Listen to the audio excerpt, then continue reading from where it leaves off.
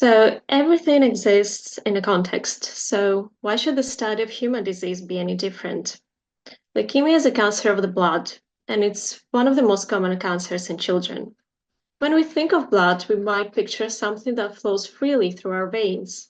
But leukemia doesn't just float around. It finds shelter in specific places, like the bone and the brain, and these locations act as protective hiding spots, making the disease much harder to treat. Currently, our best weapon against leukemia is chemotherapy, but this comes at a cost. These drugs are powerful. They are designed to wipe out cancer cells, but they don't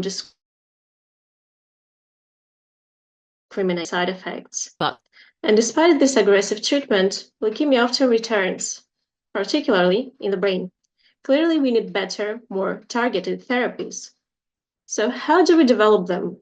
Right now, we rely heavily on mouse models, but if the first thing that comes to your mind is mice aren't humans, you would be absolutely right. Mice don't get leukemia the way children do. Their bones, their immune system, even the way cancer spreads in their bodies, it's all different. And yet we use these models to test new drugs before they reach the patients.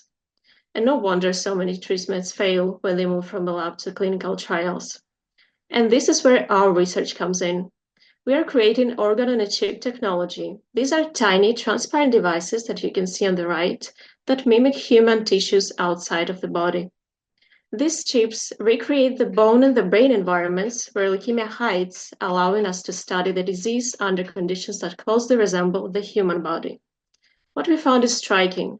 When we treat isolated cancer cells in a dish with chemotherapy, they all die. But inside our bone chip model, nearly half of them survive. And in the brain chip, almost all the cancer cells remain. And this is exactly what happens in children. Leukemia in the brain is more resistant, which is why relapses happen there more often. This discovery is crucial. It tells us that drugs tested in simple lab conditions might not work in real patients. But with these chips, we can see how leukemia behaves in a human-like setting. We can test drugs more effectively, identify treatments that actually work, and reduce the need for animal testing. Most importantly, this technology helps us bridge the gap between research and real patients. By recreating parts of the human body in the lab, we can speed up drug development, make better treatment decisions, and bring safer, more effective therapies to children faster. Thank you.